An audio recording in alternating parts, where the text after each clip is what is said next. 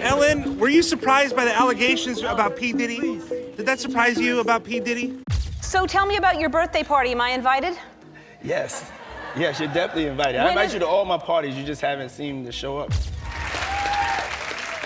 It's gonna get you. So, I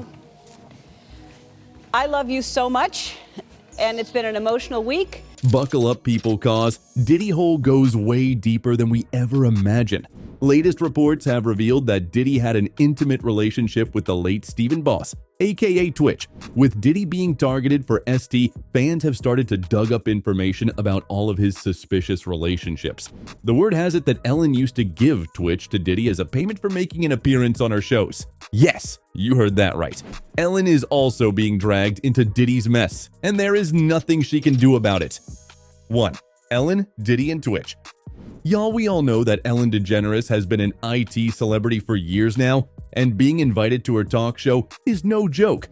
But there is this one person who has made an appearance on that show about 20 times, which is a direct giveaway of the person's importance. Well, the said person is none other than Sean Combs. I think that our relationship is going in the right direction. Yeah, I agree. And I want to say I love you. I love you too. I love you, Ellen. I love you too. Yes. Recently, a clip of Ellen is going viral, where paparazzi questioned her about Diddy allegations. Now, since Ella and Diddy had a close relationship, she could have said a few words to defend her friend's character, right? Well, it seemed like Ellen got uncharacteristically worried after the question was flung at her. Fans believe that Ellen has been trying to stay under the radar after her acquaintance was suspected of being involved in ST. Fans also pointed out that Ellen has been a very public supporter of Diddy. Her silence in these times set off many red flags. Ellen, were you surprised by the allegations about P. Diddy? Did that surprise you about P. Diddy? He's been on your show many times. Ellen's suspicious antics have spurred the fans to go down the Ellen rabbit hole. You might not know, but some conspiracy theorists believe that Ellen also had pretty deep connections with Epstein, and allegedly her name was also on the elusive list of celebs that frequented his islands. Some fans also pointed out that Ellen's set has a background of the Epstein Islands, and she allegedly tried to hide her association in plain sight. It may sound out of touch to most of you, but things seriously didn't add up when it comes to Diddy and Ellen's close friendship. Anyway, during an episode, Diddy hinted that Ellen has been invited to most of his parties, but she just didn't show up. People have started to ask big questions like, why was Ellen so hesitant on going to a Diddy party despite being invited many times? It looks like Ellen was very much aware of the recreational activities happening at the Diddy party. Our lovely whistleblower Jaguar Wright claimed that Diddy used these parties to record celebs in questionable positions. Another thing she revealed was that Diddy parties were essentially rich people orgies. You might be wondering, how is Ellen aware of the Diddy party secrets when she didn't attend any? Well, sources revealed that in the very beginning of her career, she attended a few of Diddy parties where she allegedly let loose like many others. But ever since she got her own elitist status, she started skipping on the parties. But she still found a way to have a good relationship with Diddy. Before we get into it, you must know that during one of her episodes with the disgraced mogul, Diddy admitted to having separate parties for his close circle. He said, "That's a different type of party." And then, we have the top 2 floors of the hotel, and then it will carry on there. Now, this is not just loose talk on Diddy's end, as Uncle Luke revealed that he would only attend Diddy's party for half an hour. And when the things will start to heat up, he would opt out. Now, since one's success depended on attending these parties, there was no way Luke could skip out entirely. But he still managed to starve himself of the main course to keep his integrity intact. During an interview, Luke alluded to the wild things not being his cup of tea. He said, "I don't know what goes on after hours, but I wasn't trying to find out. I know my place." Anyway, you might be wondering about the tactics Ellen used to get herself on Diddy's good side. Sources claim that Ellen used her former DJ, Twitch, as a bait to have Diddy on her show. They alleged that since Ellen was superior to Twitch, she would pressure him to satisfy Diddy's monstrous appetite after each episode. Now the thing is, Twitch couldn't just up and leave the industry, as that would effectively be the end of his career. Sources revealed that since Twitch was pressured into those activities, he sunk deep into depression as he has loved betrayed his wife after succumbing to the pressure. From the recent court filings, we know that Diddy used to pay his girlfriend Young Miami and potentially others $250K a month. And Jaguar Wright claimed that Diddy's former girlfriend Cassie ran away from him, even after getting this lump sum of money because the things happening in Diddy's bedroom were more freaky than anyone could stomach. Apart from that, Jaguar also explained that she had hired an entertainment lawyer around 2003 who had just left Bad Boy. Jag claimed that the lawyer confided in Wright and shared an unsettling story about her time at the label. Apparently, Diddy had a meeting with singer and New Jack City actor Christopher Williams about possibly signing a demo deal, but the attorney needed to get approval for some paperwork and went to Diddy's office where she found Christopher going down on Diddy. And allegedly, when the attorney questioned Diddy's intentions, he said, "I'll do whatever the F I want to do in my building. It's power, see? If I can make a man suck my private, I can make people do anything for money." That's what you said, Puff, about Christopher Williams sucking your private for a demo deal, and you cut him a check. And you chased that young woman out of New York just like you tried to chase Wendy Williams out of New York. And she came to work for me. She was a wonderful woman, and she was a brilliant attorney. And she thought she was signing up for the ride of her life. So, it might be possible that after Ellen baited and threw Twitch in Diddy's cage, Diddy could have promised Twitch for a breakthrough. Although nothing has been proven, but fans have been connecting the dots for years. 2. Twitch's death was suspicious. The story took a turn for the worse when Twitch allegedly started getting more attention than Ellen on her show. So you all remember the touching tribute Ellen gave to Twitch, right? Well, it turns out that Diddy had allegedly pressured Ellen to give Twitch his credit for making her show successful. Now we all know how these things usually played out. She prepared a pretty heart-touching script saying, "I used to be a huge fan of So You Think You Can Dance, and I wanted to do a dance. So, the producers of So You Think You Can Dance set me up with Twitch. Twitch came over to my house, and he helped me try to copy it. It was like a crash course in getting to know each other. He was so patient with me. That was my initial love for him. We bonded over learning to dance together. Anyway, sometime after that fateful day, Stephen Boss passed away after allegedly taking his own life. The events that lead to his death were pretty suspicious, to say the least. Law enforcement sources revealed that his wife, Allison Holker, arrived at an LAPD station saying that her husband had left home without his car, which worried her because it was unlike him. Shortly after, police got a call reporting a self-harm inside a hotel in LA. The officers later confirmed that they found Stephen's body. Stephen's wife later gave a final message to his fans. Stephen lit up every room he stepped into. He valued family, friends, and community above all else, and leading with love and the light was everything to him. He was the backbone of our family, the best husband, father, and an inspiration to his fans. However, Twitch's grandfather revealed that Boss had texted him on a weekend to remind him about his love for him. Eddie Boss said, "Every word has meaning. His last words to me were a simple text that says, 'I love you, Dad.'" Fans suspect that Twitch might have known something he wasn't supposed to know about Ellen's alleged private life. Now listen, this isn't the only allegation that has been connected to Ellen. Fans seem to believe that Ellen had some kind of hand in the death of her ex-girlfriend, Anne. Okay, so it all truly started when allegations about Ellen's show was subject to toxic work environment rumors. A BuzzFeed report published on July 16, 2020, alleged that employees were sacked after taking sick leave or compassionate leave to attend family funerals. The article featured interviews with 1 current and 10 former employees of the show. It claimed that an unnamed writer on the show told a black employee, "I'm sorry, I only know the names of the white people who work here." When the news started gaining momentum, the show's executive producers, Ed Glavin, Mary Connolly, and Andy Lassner, issued a statement regarding the allegations, claiming they took very serious steps to address the situation.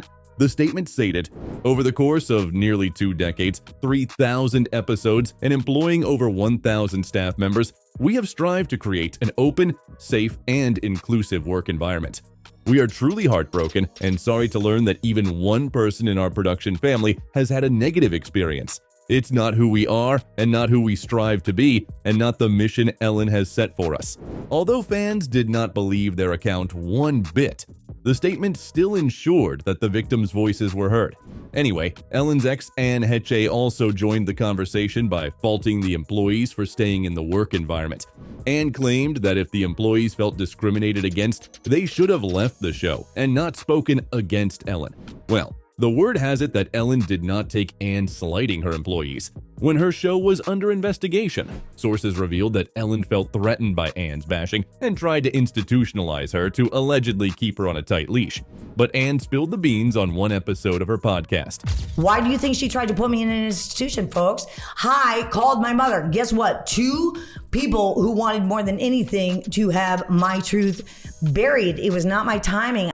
However, just a year after this episode aired, Anne was in a car crash when her car jumped a curb and smashed into a West Los Angeles house that resulted in the car and the house bursting into flames. But it was surprising that only Heche was injured. Anne was reportedly trapped in the burning car for 45 minutes before help arrived. Heche died from inhalation injury and burns after having sustained a broken sternum in the crash. The death was ruled an accident according to coroner's results. In addition to that, the first officers that reported on the scene claimed that Anne was impaired by substances in her system, but the final coroner's report revealed that Anne had nothing suspicious in her system. The most important thing that had fans worried was that Anne died without a will. Although the fans were not convinced by the results, the case was quickly closed and nothing could have been done about it. As you could imagine, Ellen was also asked regarding Anne's critical condition during her final moments, but Ellen just closed the conversation by sending her good wishes. So yeah, the be kind to one another, Ellen was very cold at her ex's condition. You might not know, but Ellen has also been roped into a conspiracy that accused Wayfair of acting as a front for HD by selling pricey cabinets named after people. It all came to a head start when she was questioned on Twitter for her Wayfair collection that allegedly included a 5-figure pillow but really sells for far less. Social media users questioned the talk show host and if she had any involvement with the alleged CT conspiracy. Sources close to her have suggested that Ellen has more skeletons in her closet than we could ever imagine. 3. Diddy raid. Now, after Rodney Jones filed a lawsuit against the music mogul, we know that Diddy had all of his properties wired and everything was recorded. So it won't be far from the truth that Diddy also had some footage of Ellen participating in illegal activity lying around. And now that he is under investigation for ST, it is possible that Ellen's dirty deeds might get in the hands of the authorities. Feds have allegedly revealed Ellen DeGeneres was caught on tape with children at Diddy's mansions. Ellen was allegedly involved in child Just about a month ago, properties owned by Diddy located in Miami and Los Angeles were raided by Homeland Security.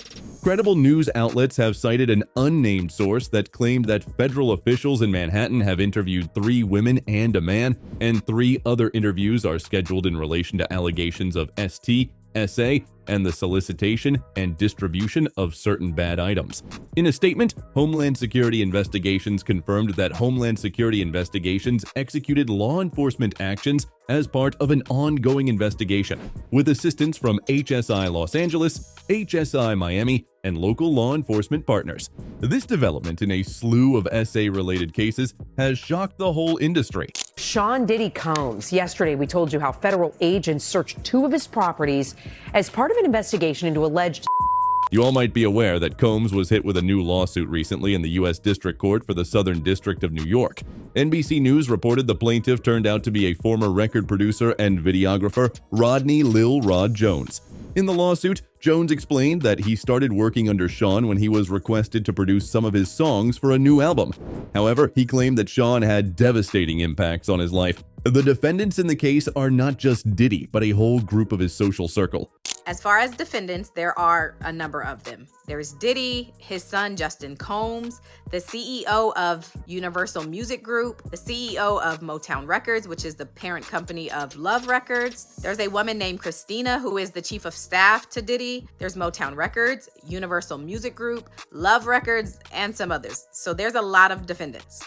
Jones has accused Combs of SH and threatening him between September 2022 and November 2023, during the time they reportedly worked together. He has alleged that he has video and audio evidence of Diddy and his staff engaging in serious illegal activity for over a year. This came after Jones revealed that he used to stay with Diddy months at a time for production purposes, which in turn became an opportunity for Diddy to inappropriately touch him in various places. Rodney claimed that after he was fed up with Diddy's behavior, he talked up the issue with Diddy's chief of staff, Christina, who brushed off his worries, chalking Diddy's behavior to his personality. But Rodney wasn't done here. In his 70-page complaint, Rodney claimed that Diddy tried to entice him into having intimacy with another man. According to the plaintiff, Diddy tried to make him do inhumane actions under the impression that it was the way of the industry. Speaking of industry, Stevie J was also named in the lawsuit, but in the worst way possible. Rodney explained in his complaint that he had idealized Stevie J for years, but things took a turn for the worse after he started to associate with Diddy. Diddy shared a video of Stevie J doing some stuff and told Rodney, quote, "This is normal practice in the music industry. Look, even Stevie J is doing it." There are pictures included of what the suit alleges Stevie J is doing. And the suit goes on to say that Diddy told Rodney that he himself, Diddy, had engaged in a situation with a rapper, redacted, a singer, redacted, and Stevie J. The thing that makes Rodney Jones' lawsuits lethal for Diddy is that Jones allegedly has videographic evidence of Diddy's misdeeds that could essentially destroy everything he has ever worked on. Despite all the cards stacked against Diddy, he is still adamant on maintaining innocence on each and every front. In a statement released for his lawyer, he said, "This unprecedented ambush, paired with an advanced coordinated media presence, leads to a premature rush to judgment of Mr. Combs and is nothing more than a witch hunt based on meritless accusations made in civil lawsuits. There has been no finding of criminal or civil liability with any of these allegations. Mr. Combs is innocent and will continue to fight every single day to clear his name." But ever since Suge Knight sent a cryptic message to Diddy, the rumors about Diddy selling out his accomplices to save his own skin have been more prevalent. If you think about it, Diddy already knows secrets to all the big players of the industry, and if he spilled the tea, the feds would have an upper hand in keeping other powerful people under control. Fans believe that people who were shamed for being conspiracy theorists had called Ellen out long before anything came out. People who were called conspiracy theorists have been saying this for years. It's called Pizzagate, and one of Ellen's shows, she was mentioning pizza all the time for no real reason. It was sus, and the word pizza is also code. Cat Williams was right. 2024 is the year all things come to light. Another added, Ellen DeGeneres caught on tape with children at Diddy's mansion, selling small pieces of furniture online at ridiculous high prices with the same names as recent missing children. Have you seen her Epstein Island set backdrop coincidence? This is it for today. See you at the next one. Goodbye.